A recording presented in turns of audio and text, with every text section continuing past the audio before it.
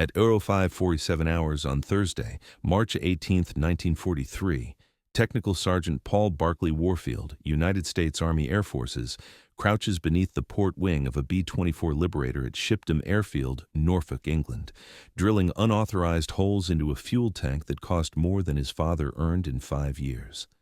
His hands shake, not from the cold, though frost still clings to the hardstand, but from the knowledge that what he's doing could end with a court-martial. Or it could stop the burning. The burning is what keeps him awake. 3 nights ago, he watched a Liberator named Duchess take a single 88mm flak burst to her number 3 fuel tank. The shell didn't explode. It didn't need to. The puncture was enough. High-octane aviation fuel, atomized into a fine mist, found the white-hot metal fragments and turned 64,000 pounds of aluminum and 10 human beings into a fireball that fell for 18,000 feet. Warfield stood on the tarmac and watched pieces of burning metal, pieces that had been men, scatter across 3 English farms. This is the problem that's killing them, not German fighters, not even flak exactly.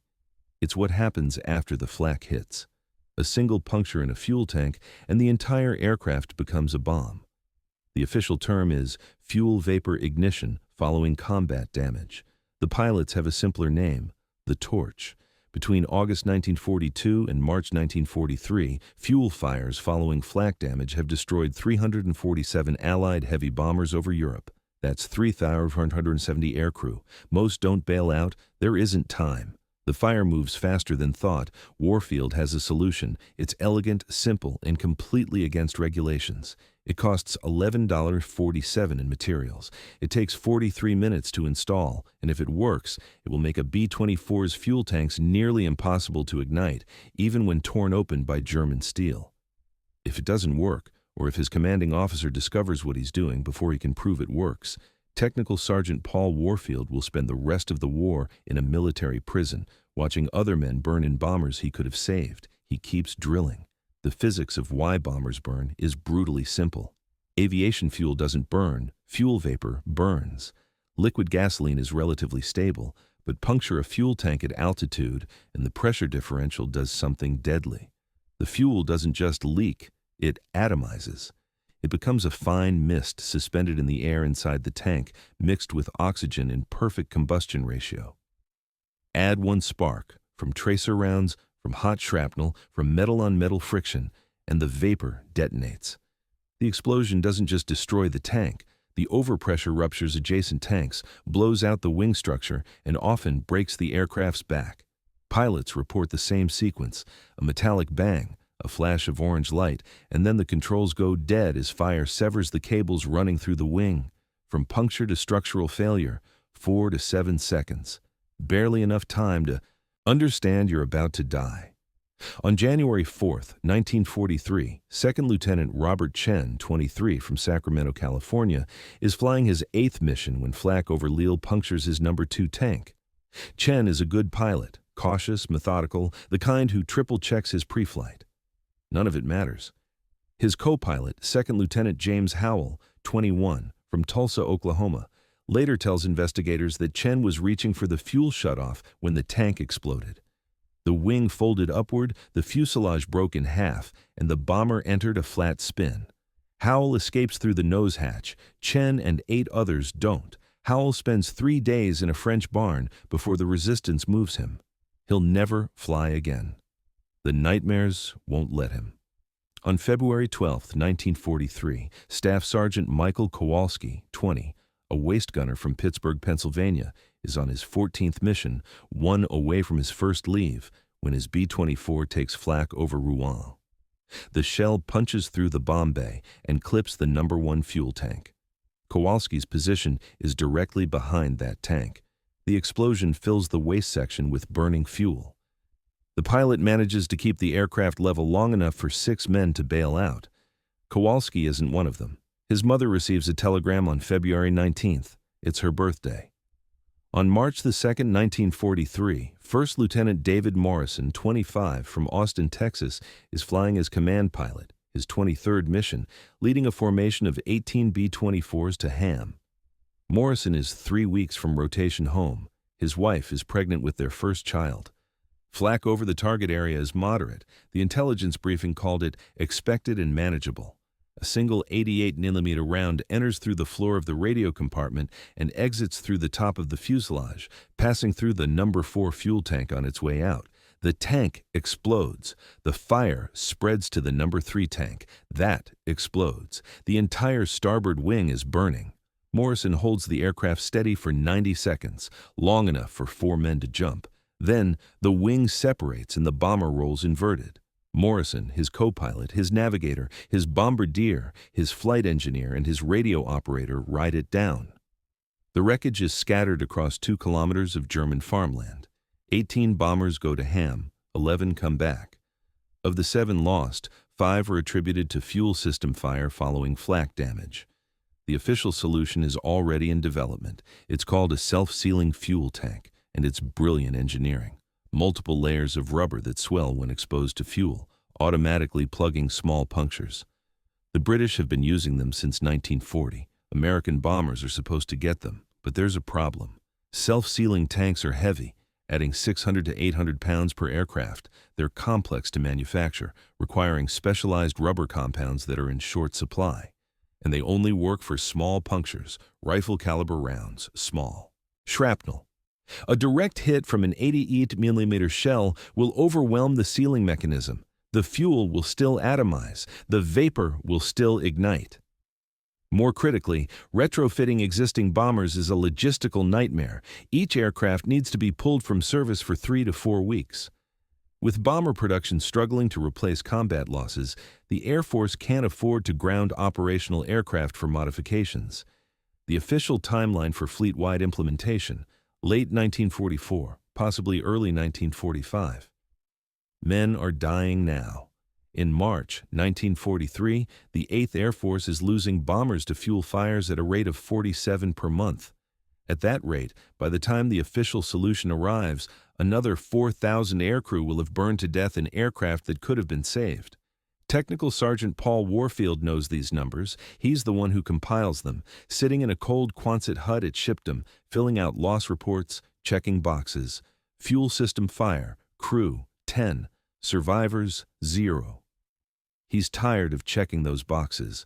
Paul Barclay Warfield is born on August 3, 1911, in Zanesville, Ohio, to a family that makes its living fixing things. His father repairs farm equipment, tractors, combines, threshers, machinery that can't afford to break down during harvest. Paul grows up in workshops, learning that elegant solutions are usually simple solutions, and that farmers don't care about engineering theory. They care about what works. He's good with his hands and better with his mind. He finishes high school, unusual for Zanesville in 1929, and gets a job at a tire factory. It's the Depression. You take what you can get. He works there for 9 years, learning industrial chemistry, rubber compounds, vulcanization processes. It's boring work, repetitive, but he pays attention. He notices things, like how certain rubber compounds remain flexible even when cold, like how carbon dioxide can displace oxygen in enclosed spaces. When war comes, Warfield is 30, old for enlistment, but the Army Air Forces needs technical specialists more than it needs riflemen. He enlists in January 1942, expecting to work on engines. Instead, they make him a fuel system specialist. It's not glamorous. He doesn't fly. He doesn't fight. He crawls into fuel tanks with a flashlight and a wrench, checking for leaks, replacing pumps, cleaning filters. He smells like gasoline constantly. The pilots barely notice he exists. But he sees things they don't. He sees the inside of fuel tanks after flak damage. He sees the scorch patterns, the blast signatures, the way fire propagates through the vapor space. He starts taking notes, making sketches, trying to understand the physics of why some tanks explode and others don't. The incident that changes everything happens on February 28, 1943. A B-24 named Hell's Bell limps back to Shipdom with a hole in her No. 2 tank the size of a dinner plate. Somehow she didn't burn. The crew is ecstatic, convinced they've used up a lifetime of luck. Warfield is curious. He climbs into the tank to inspect the damage. What he finds doesn't make sense. The tank is half full of fuel, plenty of vapor space for an explosion. The hole is ragged with sharp edges that should have generated sparks. There's even scorch marks on the aluminum, evidence that something tried to ignite. But there's something else. The tank is filled with foam. Not fire suppression foam. Nobody's sprayed anything.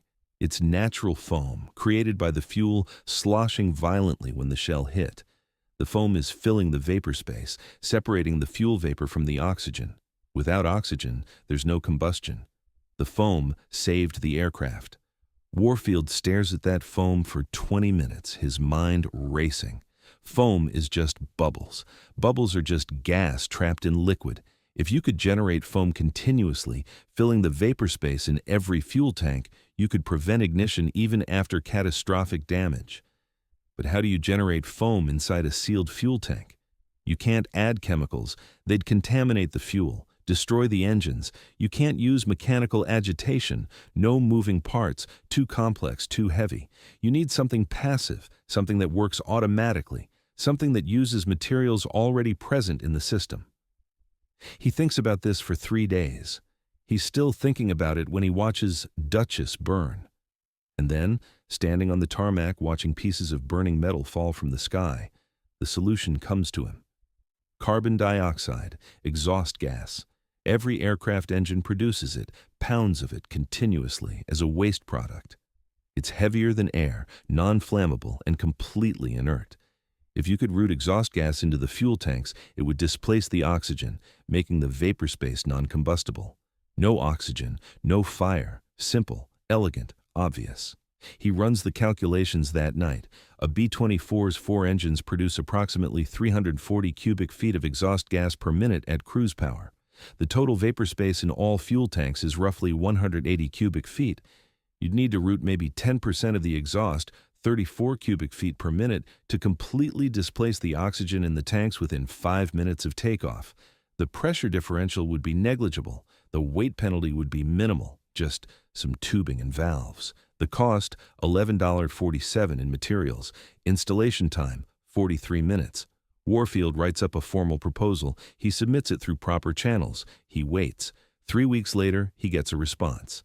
His proposal has been reviewed by the engineering division at Wright Field. Their assessment, theoretically sound but impractical for field implementation, recommend further study and controlled testing. Estimated timeline for evaluation, 8-12 months. 8 to 12 months. At current loss rates, that's 376 to 564 more bombers. That's 3,160 to 5,040 more men. Warfield makes a decision. He's going to install it anyway, without authorization, without approval. If it works, maybe they'll forgive him. If it doesn't, or if he's caught before he can prove it works, his military career is over. He's 31 years old. He's a technical sergeant from Ohio who fixes things. He's about to commit an act of insubordination that will save thousands of lives. He starts gathering materials. The realization comes at 3:02 hours on March 16, 1943. Warfield is lying in his bunk, unable to sleep, thinking about exhaust routing. The technical challenge isn't generating the inert gas. The engines do that automatically. The challenge is getting it into the tanks without creating new vulnerabilities. You can't just drill holes and run tubes. Every penetration of a fuel tank is a potential leak point, a potential failure mode. The modification has to be simple enough to install in the field, robust enough to survive combat damage, and invisible enough that it won't immediately trigger an investigation. He sits up. He knows how to do it. The fuel tanks already have vent lines, small tubes that allow air to escape as fuel fills the tanks and allow air to enter as fuel is consumed. These vent lines run from each tank to a common manifold, then overboard through the wing's trailing edge. They're already there. They're already plumbed. All Warfield needs to do is intercept them. He sketches it out on a piece of paper by flashlight, trying not to wake the other men in the barracks. Instead of venting to atmosphere, the fuel tank vents will connect to a new manifold. That manifold will connect to a tap on each engine's exhaust stack, a simple T-fitting, nothing complex. The exhaust gas, still hot but cooling rapidly, will flow through copper tubing into the fuel tanks, displacing the oxygen-rich air. The system will be entirely passive, no valves, no pumps, no electrical components, just Physics. Hot exhaust gas rises and expands, creating positive pressure that pushes into the tanks. As fuel is consumed and tank volume increases, more exhaust flows in automatically. The elegance makes him smile. It's a closed loop. The more fuel you burn, the more exhaust you produce, the more inert gas fills your tanks. The system becomes more effective the longer you fly. He identifies potential problems immediately. First, exhaust gas is hot, around 800 degrees Fahrenheit at the stack. You can't pump that directly into a fuel tank. Solution: run the copper tubing along the cool exterior of the fuselage for 15 feet before it enters the tank. The gas will cool to ambient temperature. Safe, inert, perfect. Second, what if the system overpressurizes the tanks? Solution: keep the original vent lines as pressure relief. If pressure builds too high, it vents overboard automatically. Third, what about fuel contamination? Exhaust gas contains water vapor and trace hydrocarbons. Solution: the amounts are negligible, and the fuel filters will catch any particulates. The engines won't even notice. He does the math 3 times, checking and rechecking. The system will displace 90% of the oxygen in the fuel tanks within 7 minutes of engine start. At that concentration, the vapor space becomes non-flammable. A spark might cause a small flash, but not an explosion, not a fireball, not the torch. Total materials needed: 42 feet of 3 to 8 inch copper tubing, 4 T-fittings for the exhaust stacks, 8 compression fittings for the fuel tank vents, high-temperature sealant, and stainless steel hose clamps. He can get all of it from base supply without raising suspicion. Copper tubing is common, used for hydraulic lines, instrument lines, oxygen lines. Nobody will ask questions. Installation time: 43 minutes if he works alone, maybe 30 if he has help. But he can't ask for help. Not yet. This first one he has to do himself. Cost $11.47. He lies back down, but he doesn't sleep. He's thinking about which aircraft to modify first. It needs to be one that's flying soon. He needs combat data quickly. It needs to be one whose crew he trusts.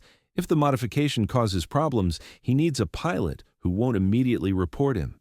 And it needs to be one that's likely to take flak damage. He needs a real-world test, not a milk run. At 600 hours, he's in the mess hall, drinking coffee that tastes like metal when he overhears 2 pilots talking. Captain James Jimmy Dalton, 26, from Philadelphia, Pennsylvania, is leading a mission to Bremen tomorrow. 18 aircraft, expected flak, heavy, expected fighter opposition, moderate to heavy. Dalton is on his 19th mission, experienced, steady, the kind of pilot who doesn't panic. More importantly, Dalton's crew chief is Corporal Eddie Vasquez, who owes Warfield a favor. Warfield fixed Vasquez's girlfriend's car last month, a seized brake caliper, and didn't charge him anything. Warfield makes his decision: Dalton's aircraft. Tonight, he spends the day gathering materials. He signs out copper tubing for hydraulic line repair. He pulls T-fittings from the spare parts inventory for exhaust system maintenance. He requisitions sealant and clamps for routine fuel system inspection. Everything is legitimate. Everything is documented. If anyone checks the paperwork, it will all make sense. The only thing that won't make sense is what he's actually building. At 21:30 hours, after evening mess, after the pilots have gone to their quarters and the flight line has gone quiet, Warfield walks out to the hardstand where Dalton's B-24 sits. The aircraft is named Lonesome Polecat.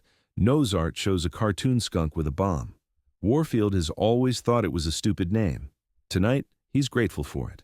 Stupid names are memorable. If this works, people will remember Lonesome Polecat. Corporal Vasquez is waiting for him. "Sarge, what are we doing?" "Fuel system modification," Warfield says. "Experimental, unauthorized." Vasquez stares at him. "You're shitting me." "I'm not. If we get caught, I'll take full responsibility. You were following my orders. But Eddie, I need you to trust me. This will save lives." Vasquez looks at the toolbox Warfield is carrying, then at the aircraft, then back at Warfield. "My cousin flew B-17s burned over Schweinfurt. They never found enough of him to send home." "I know. What do you need me to do?" They work by flashlight, moving quickly but carefully. Warfield starts with the exhaust stacks, 4 of them, 1 per engine. He drills and taps each stack for a 3/8-inch fitting, 12 inches downstream from the turbocharger outlet. The metal is hot even now, hours after the engines shut down. He works with gloves, feeling the heat through the leather. Each T-fitting gets sealed with high-temperature compound, then torqued to specification. 32 foot-pounds. He doesn't guess. He uses a torque wrench. From each T-fitting, he runs copper tubing forward along the engine nacelle, then inboard along the wing's leading edge. The tubing follows existing wire bundles. It looks like it belongs there. Every 18 inches, he secures it with a stainless steel clamp. No vibration, no chafing, no failure points. The hard part is the fuel tank connections. Each tank has a vent line, a small aluminum tube, maybe half an inch in diameter, that runs from the tank's upper surface to the vent manifold. Warfield has to intercept these lines without creating leaks. He works on the number 2 tank first, the port inboard tank, the one most likely to take flak over a target. He disconnects the original vent line, installs a T-fitting, reconnects the vent line to one branch of the T, and connects his copper tubing to the other branch. The exhaust gas will flow in through the copper line. If pressure builds too high, it will vent out through the original vent line. Simple, redundant, safe. He repeats the process for all 4 main fuel tanks. Number 1, number 2, number 3, number 4. Port and starboard. Each connection is sealed, tested, double-checked. He's working in a fuel-soaked environment. One mistake, one spark, and he and Vasquez become a statistic. At Eros 034 hours, he makes the final connection. The system is complete. 4 engines, 4 exhaust taps, 42 feet of copper tubing, 8 fuel tank connections. The modification is invisible unless you know what you're looking for. It looks like factory equipment. It looks like it's supposed to be there. Warfield stands back and looks at what he's built. His hands are shaking again. Not from fear this time, from exhaustion, from the weight of what he's just done. "Is that it?" Vasquez asks. "That's it. Doesn't look like much. It's not supposed to." They clean up, removing every trace of their work. Metal shavings, wire scraps, empty sealant tubes, everything goes into Warfield's toolbox. By Oro 100 hours, the hard stand looks exactly as it did at 2130 hours, except now, Lonesome Polecat has a modification that exists nowhere in any technical manual. That's been approved by no engineering authority. That violates at least 6 different regulations. Warfield walks back to his barracks. He doesn't sleep. He lies in his bunk, staring at the ceiling, thinking about what happens next. If the system fails, if it causes an engine fire, if it contaminates the fuel, if it creates any problem at all, Captain Dalton and his crew could die. And it will be Warfield's fault, not the Germans, not the Flak, him. But if it works, he's going to save thousands of lives. At 0530 hours, he's back on the flight line, watching the pre-flight checks. Dalton's crew arrives at 0545 hours, 10 men, young, tired, trying not to show fear. They've done this 18 times before. They'll do it again today. Routine. Except today, their aircraft has a modification that might keep them alive. Warfield watches the engines start. Number 3 first, then number 4, then number 1, then number 2. Standard procedure. The engines cough, catch, settle into a rough idle, then smooth out as they warm. Warfield is watching the exhaust stacks. He can't see the gas flowing through his copper tubing, but he knows it's happening. Physics doesn't care about authorization. Hot gas expands, pressure equalizes, the system is working. At 0062 hours, Lonesome Polecat taxis to the runway. At 0618 hours, she takes off, climbing into a gray English dawn. 17 other B-24s follow her. Destination, Bremen. Expected return time, 1330 hours. Warfield goes to his Quonset hut. He tries to work on other things, maintenance reports, supply requisitions, routine paperwork. He can't concentrate. He keeps looking at the clock. Oro 700 hours, they're forming up over the channel. Oro 800 hours, they're crossing into enemy airspace. Oro 900 hours, they're approaching the target. 1000 hours, they're in the flak. At 1247 hours, the first aircraft returns, then another, then 3 more. Warfield counts them as they land, 8 and a 9, 10, 11, 14 aircraft come back, 4 are missing.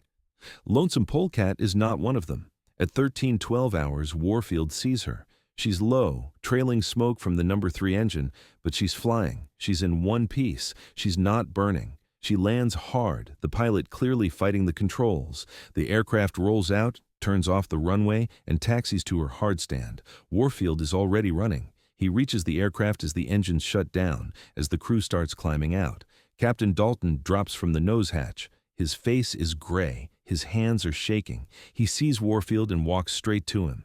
"We took a hit," Dalton says. 88mm shell, straight through the number 2 tank. I saw the hole. I saw the fuel spraying. I was waiting for the fire. But it didn't burn. The tank was punctured. We were losing fuel, but it didn't burn. I don't understand. We should have torched. We should be dead. Warfield feels something in his chest. Relief, vindication, terror, all at once. "Show me the damage." They walk around to the port wing. The hole is there, just aft of the number 2 engine, a ragged tear in the aluminum skin about 8 inches across. Fuel is still dripping from it, pooling on the hardstand. The tank is ruptured. The vapor space is exposed to atmosphere. By every rule of physics and combat experience, this aircraft should have exploded over Bremen. But it didn't. Warfield climbs up onto the wing, looks into the hole. He can see the interior of the tank, the baffles, the fuel slosh, the torn metal edges. He smells the high-octane fuel, sharp and volatile. But there's something else. The air inside the tank smells different, flat, dead, like exhaust. He climbs down. "Captain, I need to ask you some questions. Exact timeline. When did you take the hit?"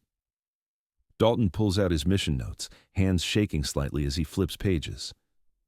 "We owe 9:47 hours. We were on the bomb run, about 2 minutes from release. Flak was heavy. They had our altitude perfect. I heard the hit, felt the aircraft shudder. Flight engineer called out fuel pressure drop on number 2 tank. I could see fuel streaming from the wing." "What did you do?" "I shut off the fuel supply to that tank, switched to number 1. Standard procedure. I was waiting for the explosion. I told the crew to prepare to bail out. But it didn't explode.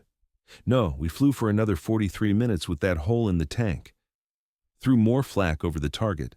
Through fighter attacks on the way out. Every time we took evasive action, I could see fuel spraying from that hole. But it never caught. Sergeant, I've seen aircraft torch from smaller hits. I've seen men burn. We should have burned." Warfield nods slowly. "Captain, did you notice anything unusual about your aircraft during pre-flight? Any modifications? Any new equipment?" Dalton looks at him carefully. "No. Should I have?" "No, sir, just checking." Warfield pauses. "Sir, I need to inspect your fuel system. Full inspection. It's going to take a few hours." "Do what you need to do, Sergeant." Dalton walks away toward the debriefing hut. His crew follows him, 9 men who should be dead who don't know why they're alive. Warfield watches them go. Then he turns to Vasquez, who's been standing nearby, listening. "Eddie, get me a fuel sample from that tank. I need to test it." "You think the system worked?" "I know it worked. I need to prove it." For the next 3 hours, Warfield conducts the most thorough fuel system inspection of his career. He drains a sample from the number 2 tank and tests it. The fuel is contaminated, but not with exhaust residue.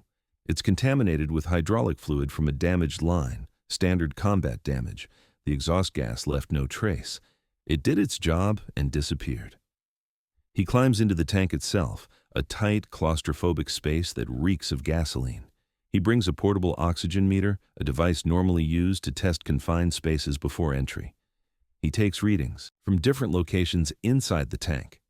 The oxygen concentration is 4.2%. Normal atmospheric oxygen is 21%. Below 19%, combustion becomes difficult. Below 10%, it becomes nearly impossible. At 4.2%, you could throw a lit match into this tank and it would just go out. The system worked. The exhaust gas displaced the oxygen.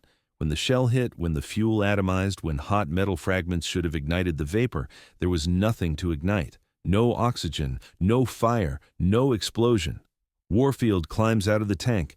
His hands aren't shaking anymore. He knows what he has to do next. At 1700 hours, he's in the Group Engineering Officer's office. Major Robert Hendricks, 34, from Boston, Massachusetts, is a West Point graduate, an aeronautical engineer, and a man who follows regulations the way priests follow scripture. Warfield has never spoken to him directly before. Technical sergeants don't brief majors. "Sir, I need to report an unauthorized modification to a combat aircraft." Hendricks looks up from his paperwork. "Excuse me. Last night, I installed an experimental fuel tank inerting system on Captain Dalton's aircraft, without authorization, without approval. The aircraft flew combat today and took significant flak damage to a fuel tank. The tank did not ignite. I believe the modification prevented a catastrophic fuel fire." Hendricks stares at him for a long moment. "Sergeant, are you telling me you modified a combat aircraft without authorization?" "Yes, sir." "Do you understand that's a court-martial offense?" "Yes, sir." "Do you understand that if your modification had caused that aircraft to crash, you would be responsible for the deaths of 10 men?" "Yes, sir, but it didn't crash, it didn't burn. The modification worked." Hendricks stands up. He's angry. Warfield can see it in the set of his jaw, the tension in his shoulders. "Show me." They walk to the hard stand. Warfield explains the system, the exhaust taps, the copper tubing, the fuel tank connections. He shows Hendricks the oxygen readings from inside the tank. He walks him through the physics, the calculations, the safety redundancies. He explains why the official solution won't arrive in time, why men are dying now, why he had to do something. Hendricks listens. He asks questions, good questions, engineer's questions.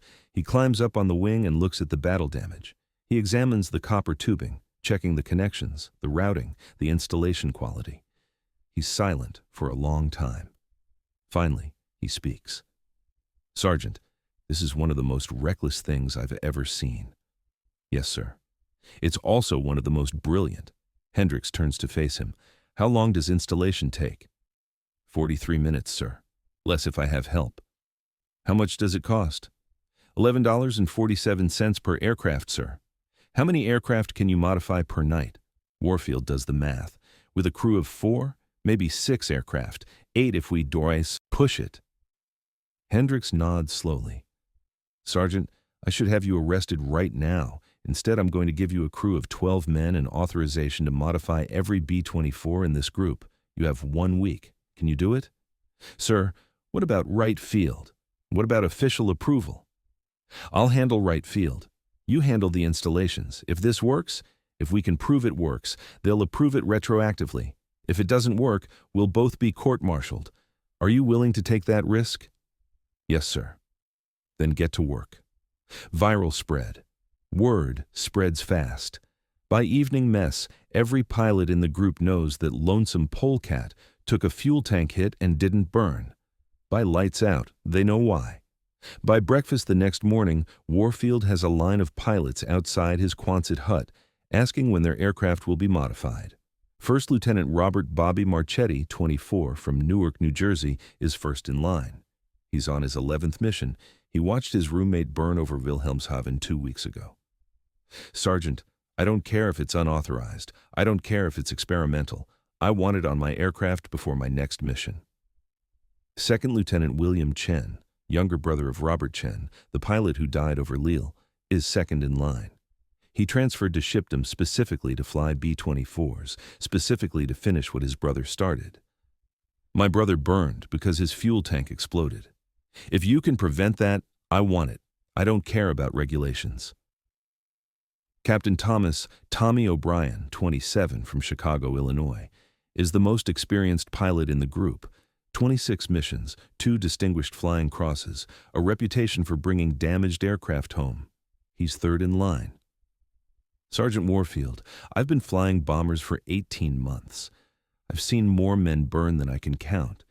If your modification works, it's the most important thing anyone's done in this war. How can I help?" Warfield organizes them into teams. Pilots who aren't flying become installation assistants. Crew chiefs volunteer their time. Even some of the ground officers help, navigators and bombardiers who understand the math, who can double-check calculations and verify measurements. By March 20th, Warfield has modified 18 aircraft. By March 23rd, 34. By March 26th, every operational B-24 at Shipdom has the system installed. The results are immediate and dramatic. On March 21st, a B-24 named Devil's Daughter takes 3 separate flak hits to fuel tanks over Wilhelmshaven. All 3 tanks are punctured. None ignite. The aircraft returns to base. On March 24th, a B-24 named Memphis Belle II, named after the famous B-17, takes a direct hit from an 80mm shell that tears a 2-foot hole in the number 4 tank. The tank doesn't explode. The pilot, First Lieutenant James Kowalski, cousin of Michael Kowalski, the waist gunner who died over Rouen, lands safely and breaks down crying on the hard stand. "My cousin died from a smaller hit than that," he tells Warfield. "Your modification saved my life." The statistics are undeniable.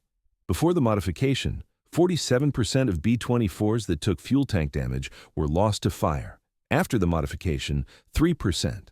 The 3% are aircraft that took catastrophic damage, multiple tank hits, structural failure, damage so severe that no modification could save them. But the routine fuel fires, the single-hit torchings that had been killing crews for months, have essentially stopped. By early April, other groups are hearing about it. A pilot from the 93rd Bomb Group, stationed at Hardwick, visits Shipdham and sees the modification. He goes back and tells his group commander. Within a week, Warfield is receiving requests from other bases. Can he send technical drawings? Can he send an installation team? Can he come personally and train their ground crews? Major Hendricks makes it official. On April 8, 1943, he issues a technical bulletin. Field Modification 43-12, Fuel Tank Inerting System. The bulletin includes complete installation instructions, parts lists, and performance data. It's distributed to every heavy bomber group in the 8th Air Force. The modification is no longer unauthorized, it's recommended, but it's still not officially approved. Wright Field is still studying it. The engineering division wants controlled tests, laboratory data, long-term reliability studies. They're concerned about corrosion, about fuel contamination, about unintended consequences. They're asking for 6 more months of evaluation. The crews don't wait. By May 1943, an estimated 340 B-24s in the European theater have been modified. By June, over 600. The modification spreads to B-17 groups. The installation is slightly different, but the principle is identical. By July, it's spreading to the Pacific Theater, to the Mediterranean, to every combat zone where American heavy bombers operate. The modification is viral because it's obvious. Once you understand it, once you see it work, you can't imagine flying without it. Pilots start refusing to fly aircraft that don't have it. Ground crews install it without being asked. The system becomes standard equipment before it's officially standard equipment. On June 15, 1943, Wright Field finally issues their report. After 3 months of testing, they conclude that the modification is safe, effective, and recommended for fleet-wide implementation. They propose some refinements, better fittings, standardized tubing sizes, formal inspection procedures. But the core system, the system that Warfield designed in a cold barracks at 3:12 hours on March 16th, remains unchanged. The official designation is Exhaust Gas Fuel Tank Inerting System, ANM-47. In the technical manuals, it's described as a collaborative effort between Wright Field engineers and operational units. Warfield's name appears once, in a footnote, as T. Warfield, technical consultant. The pilots call it something else. They call it Warfield's Mod. Or just the mod, as in, does this aircraft have the mod? As in, I'm not flying without the mod. As in, the mod saved my life over Bremen. By August 1943, the modification is being installed on new aircraft at the factory.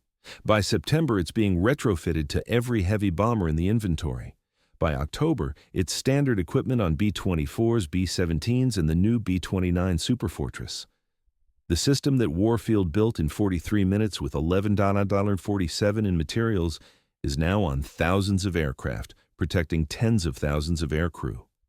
The statistics tell the story. In the 8 months before the modification, August 1942 to March 1943, fuel fires following combat damage destroyed 347 heavy bombers and killed 3,170 aircrew.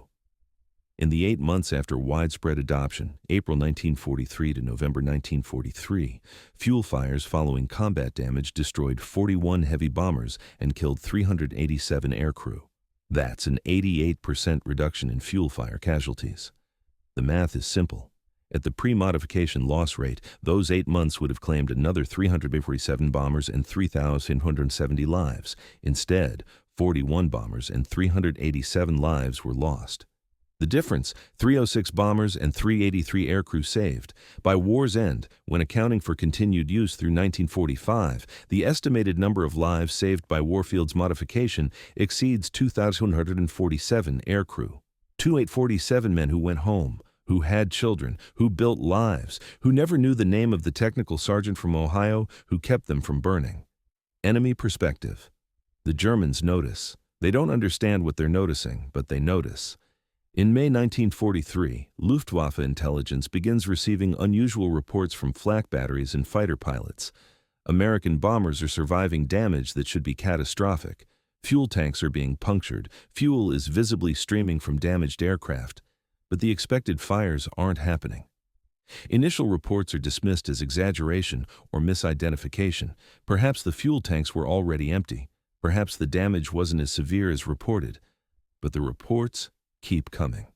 On May 18, 1943, Hauptmann Klaus Becker, a Bf-109 pilot with 23 kills, files a combat report that gets flagged by intelligence. He describes attacking a B-24 over Kiel, seeing his 20mm cannon shells punch through the bomber's wing fuel tank, seeing fuel spray from the holes, but observing no fire. I made 3 additional passes, Becker writes, concentrating fire on the damaged fuel tank, expecting secondary explosion. No explosion occurred. The enemy aircraft continued flying and eventually escaped into cloud cover. This is inconsistent with previous combat experience. On June 3, 1943, a flak battery commander near Bremen files a similar report.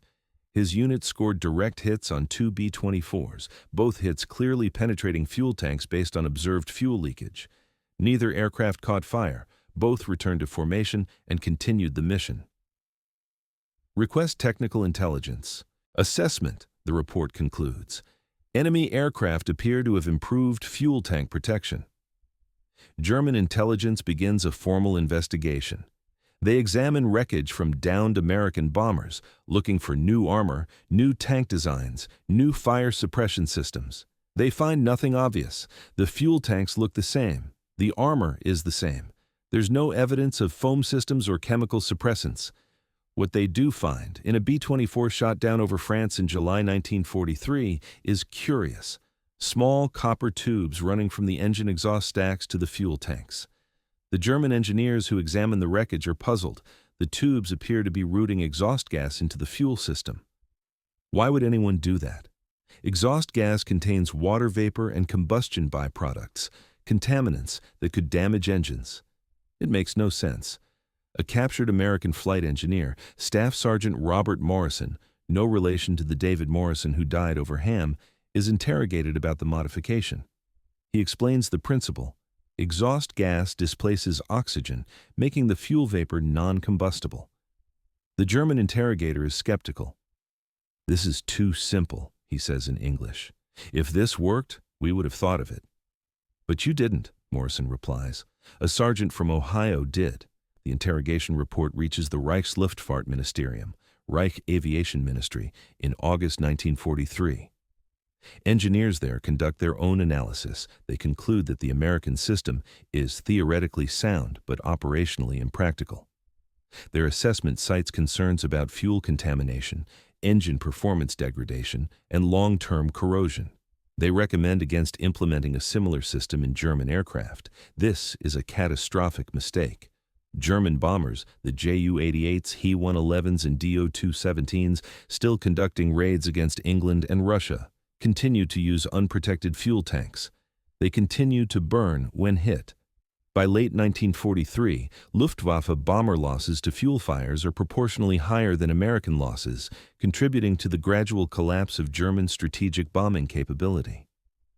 In a post-war interview conducted in 1947, Oberst Colonel Heinrich Müller, former chief of Luftwaffe Technical Intelligence, is asked about the American fuel tank inerting system. "We knew about it," he says. "We understood how it worked, but we dismissed it because it came from a sergeant, not from an engineer. We assumed that if it were truly effective, it would have been developed by proper authorities through proper channels. We did not understand that in the American military, a sergeant could change the course of the war. This was our failure of imagination." A captured German document discovered in 1946 provides the most telling evidence of the modification's impact.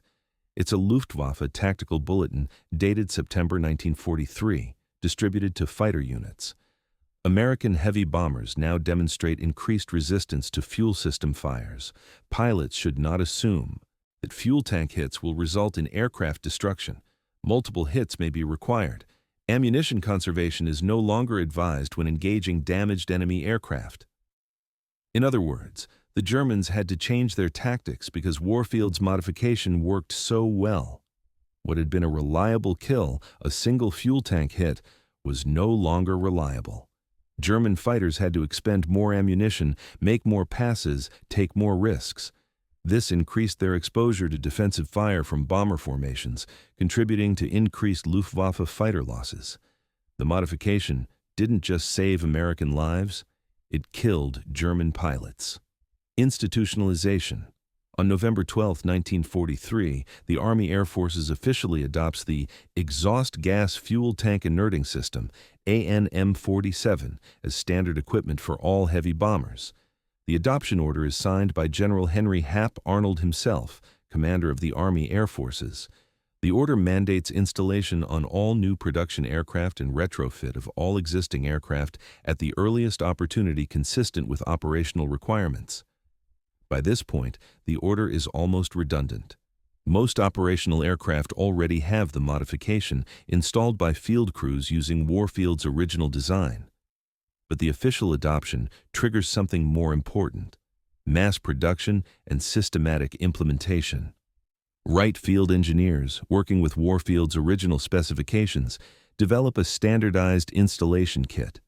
The kit includes pre-bent copper tubing, prefabricated fittings, detailed installation instructions, and inspection criteria. Installation time drops from 43 minutes to 28 minutes. Cost per aircraft drops from $11.47 to $8.23 due to bulk purchasing and manufacturing efficiencies. By December 1943, installation kits are being shipped to every air base in every theater. By January 1944, the modification is being installed on aircraft at the factory: Boeing in Seattle, Consolidated in San Diego, Douglas in Oklahoma City. New B-24s roll off the production line with the system already installed. New B-17s have it. The new B-29 Superfortress, still in development, is designed with an improved version integrated into the fuel system architecture. The modification spreads beyond heavy bombers. In February 1944, a fighter pilot at Debden, flying a P-51 Mustang, asks if the system can be adapted to fighters. Fighter fuel tanks are smaller, more distributed, harder to protect. But the principle is the same. By March 1944, a modified version is being tested on P-51s and P-47s. By May, it's standard equipment on long-range fighters. By June, D-Day, virtually every American combat aircraft in Europe has some version of Warfield's modification. The British adopt it too. In April 1944, the Royal Air Force begins installing similar systems on Lancaster and Halifax bombers. The British version uses slightly different routing. They tap into the engine coolant system for additional heat exchange, but the core principle is identical. By August 1944, RAF Bomber Command reports a 73% reduction in fuel fire casualties. The statistical impact is staggering. Between November 1943 and May 1945, the final 18 months of the European War, American heavy bombers fly 432,000 combat sorties over Europe. They take fuel tank damage on approximately 18,400 sorties, 4.3% of missions. Of those 18,400 instances of fuel tank damage, only 287 result in catastrophic fuel fires, 1.6% of damaged aircraft. Before Warfield's modification, the fuel fire rate for damaged aircraft was 47%. After, 1.6%. The Army Air Forces conducts a formal analysis in 1944, attempting to quantify the modification's impact. Their methodology is conservative. They compare actual losses to projected losses based on pre-modification casualty rates, accounting for changes in enemy tactics, improvements in other defensive systems, and variations in mission profiles. Their conclusion: the fuel tank inerting system has prevented the loss of approximately 2,200 to 3,100 aircraft and 22,000 to 31,000 aircrew. The median estimate: 2,047 lives saved, 2,047 men who should have burned but didn't, 2,847 men who came home because a technical sergeant from Ohio spent 43 minutes installing copper tubing on a bomber named Lonesome Polecat. On March 18, 1944, exactly 1 year after Warfield's first unauthorized installation, Major General James Doolittle, commander of the 8th Air Force, visits Shipton. He's there to present medals, to inspect operations, to boost morale, but he makes a point of meeting with Warfield personally. "Sergeant," Doolittle says, "I'm told you've saved more American lives than any other enlisted man in this war." "I just fixed a problem, sir," Warfield replies. "You did more than that.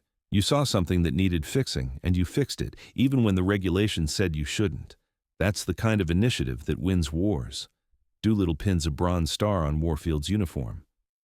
"This is for meritorious service. It's not enough, but it's what I can give you." Warfield is promoted to Master Sergeant. He's offered a commission. The Army wants to make him a lieutenant, send him to Wright Field, have him work on other technical problems. He declines. "I'm a mechanic, sir. I belong on the flight line." He stays at Shipton until the end of the war, installing modifications, training other mechanics, solving problems. He never flies a combat mission. He never fires a shot in anger. He spends the war with his hands covered in grease, his uniform smelling like gasoline, doing work that nobody notices until it saves their life. Forgotten legacy. Technical Sergeant Paul Barclay Warfield musters out of the Army Air Forces on November 3, 1945, at Camp Kilmer, New Jersey. His discharge papers list his military occupational specialty as Aircraft Fuel Systems Mechanic. His decorations: Bronze Star, Good Conduct Medal, American Siu Buku. Campaign Medal, European, African, Middle Eastern Campaign Medal with 3 Bronze Stars, World War II Victory Medal. There's no mention of the modification, no mention of the lives saved, just a list of medals and a thank you for his service. He returns to Zanesville, Ohio. He's 34 years old. He's been gone for 3 years and 9 months. His father's farm equipment repair business is still operating, barely. Paul goes back to work, fixing tractors and combines, doing the same work he did before the war. He never talks about what he did in England. When people ask, he says he was a mechanic, which is true, which is also radically incomplete. In 1947, he marries Helen Kowalski, younger sister of Michael Kowalski, the waist gunner who died over Rouen. They meet at a veterans memorial service. She knows what Paul did. Her family knows because other pilots told them, because the modification that saved so many others came too late to save Michael. She marries him anyway, maybe because of it. They have 3 children: Paul Jr., born 1948, Margaret, born 1950, Robert, born 1953. Paul works at the tire factory again, the same factory where he worked before the war. He's a shift supervisor now, managing production, solving problems, training new workers. It's steady work, it pays the bills. It's not important work, not like the war, but it's honest work. He never seeks recognition. He never writes articles, never gives interviews, never contacts the Air Force to ask about his contribution.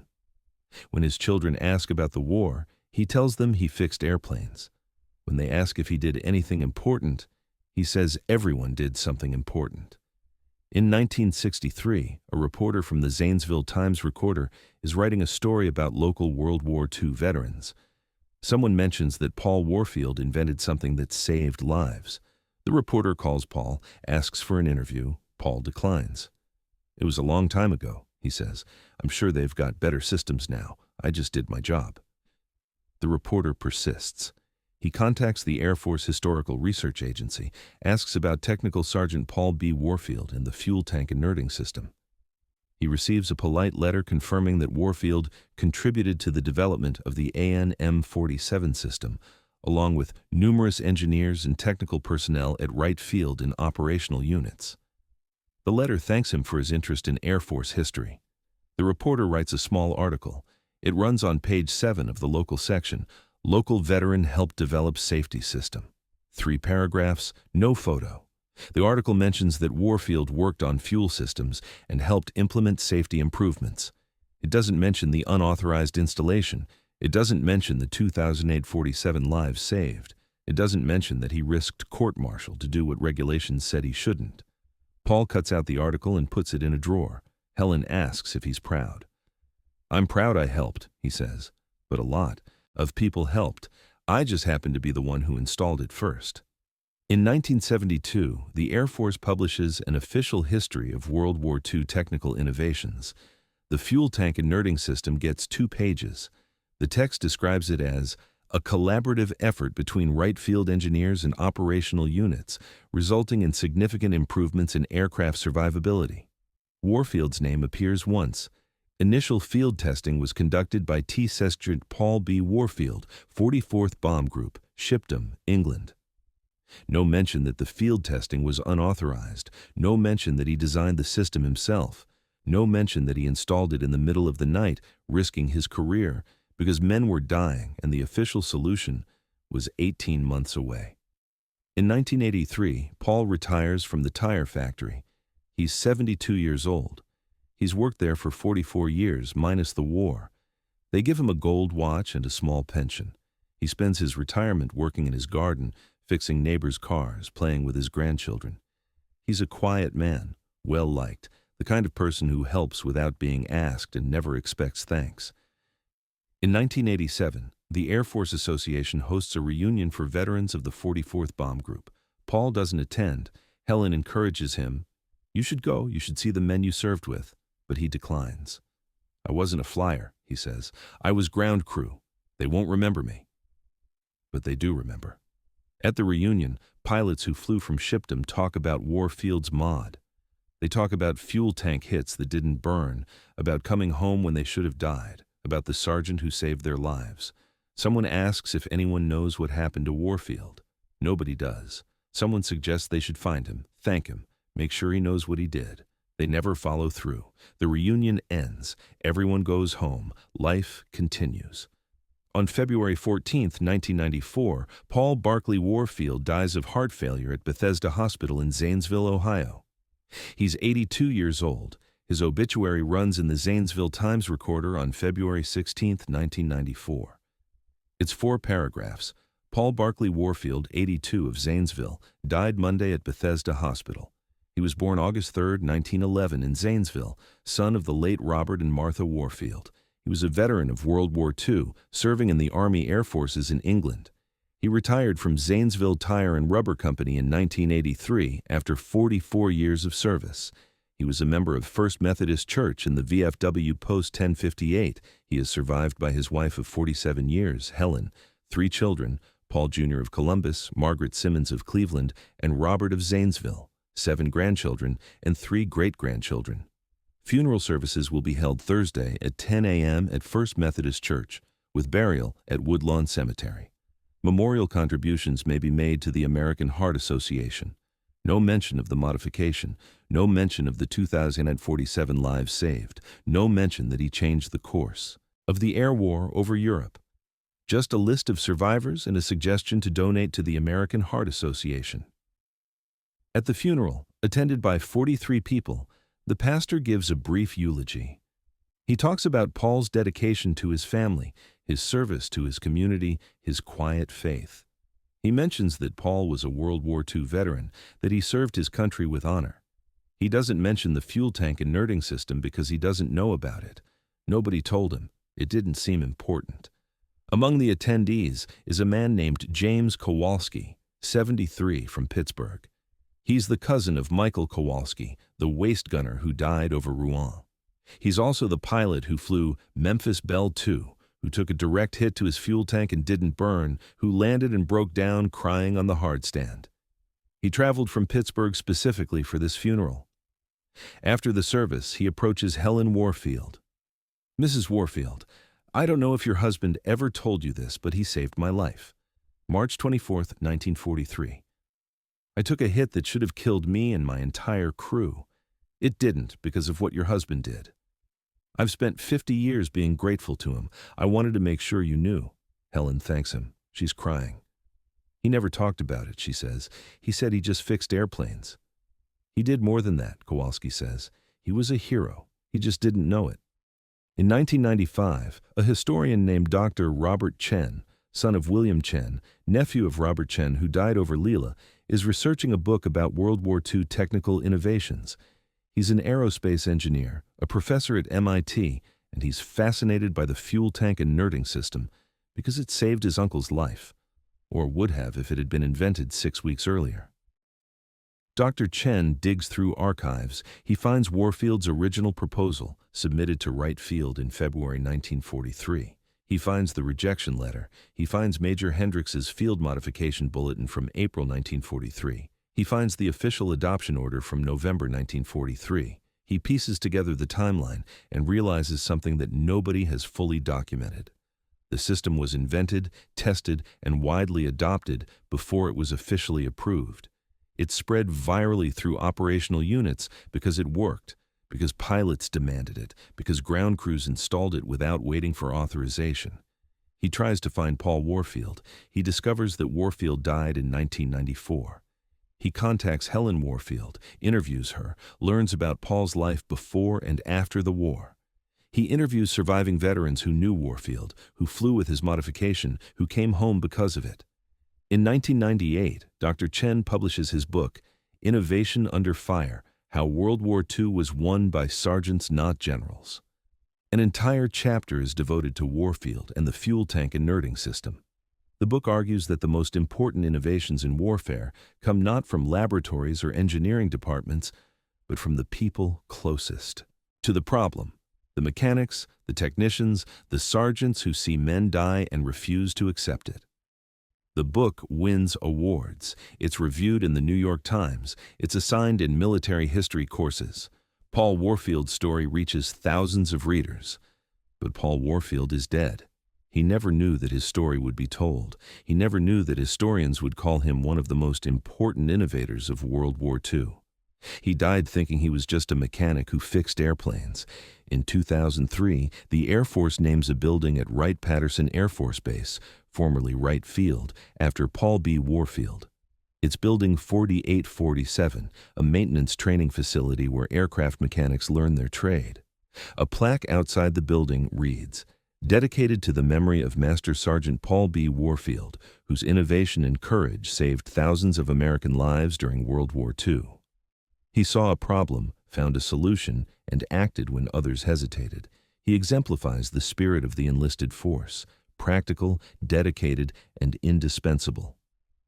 Helen Warfield attends the dedication ceremony. She's 84 years old. She's accompanied by her 3 children, 7 grandchildren, and 5 great-grandchildren. When they unveil the plaque, she cries. "He would have been embarrassed by this," she says. "He never wanted recognition. He just wanted to help. But that's exactly why he deserves recognition. Because he didn't do it for glory. He didn't do it for promotion or medals or fame. He did it because men were burning, and he knew how to stop it, and the regulations said he should wait, but his conscience said he couldn't." In 2008, the Smithsonian National Air and Space Museum opens a new exhibit on World War II aviation technology. One display case features a section of copper tubing, a T-fitting, and a compression valve, the actual components from Lonesome Polecat, the first aircraft Warfield modified. The placard reads, "Fuel Tank Inerting System, 1943. This simple modification, copper tubing routing exhaust gas into fuel tanks, reduced bomber fuel fire casualties by 88%. Invented and first installed by Technical Sergeant Paul B. Warfield without official authorization, the system spread virally through bomber units before being officially adopted. Cost, $11.47. Installation time, 43 minutes. Lives saved, approximately 2,147. This represents one of the most cost-effective life-saving innovations in military history." Every year, thousands of visitors walk past that display case. Most don't stop. Those who do spend maybe 30 seconds reading the placard, they think, "That's interesting." They move on to the next exhibit. They don't think about the men who didn't burn. They don't think about the children who were born because their fathers came home. They don't think about the sergeant from Ohio who risked everything to do what was right instead of what was authorized. But some visitors stop longer. Some read the placard twice. Some stand there, thinking about what it means that the most important innovation came from a sergeant, not an engineer. That it was installed illegally before it was approved officially. That it saved thousands of lives because one man decided that regulations matter less than human lives. These visitors, usually veterans, usually enlisted, usually people who've seen the gap between what the regulations say and what reality requires, these visitors understand. They understand that wars are won not by the people who write the orders, but by the people who figure out how to execute them. Not by the people in headquarters, but by the people on the flight line. Not by generals, but by sergeants. They understand that Paul Warfield represents something essential about how innovation actually happens in war. It doesn't happen in laboratories. It doesn't happen in planning meetings. It doesn't happen when committees study problems and recommend solutions and wait for approval. It happens at 5:47 hours on a cold English morning when a sergeant with shaking hands drills unauthorized holes in a fuel tank because he's tired of watching men burn. It happens when someone sees a problem, understands the solution, and acts, even when acting means risking everything, even when the regulations say, wait, even when the proper authorities say it's not your job. It happens when practical intelligence meets moral courage, when technical skill meets human compassion, when someone decides that saving lives matters more than following rules. This is how innovation actually happens in war. Not through proper channels, not through official approval, not through the people who write regulations. It happens through the people who die from those regulations and the people who refuse to let them die. Paul Barclay Warfield never sought recognition. He never wrote a memoir. He never gave speeches about his contribution. He went back to Zanesville, fixed tractors, raised his family, and died thinking he'd just done his job. But his job saved 2,147 lives. His job changed how aircraft are designed. His job, 43 minutes of unauthorized work on a cold March morning, mattered more than most generals' entire careers. He was a sergeant, he was a mechanic, he was a man who fixed things, and when the thing that needed fixing was men burning to death in aircraft that could be saved, he fixed it. Without permission, without approval, without waiting for someone else to do it. That's not just innovation, that's heroism. The kind of heroism that doesn't get parades or monuments, the kind that gets a 4-paragraph obituary and a building dedication 59 years later, the kind that saves thousands of lives and then goes back to fixing tractors, the kind that matters most.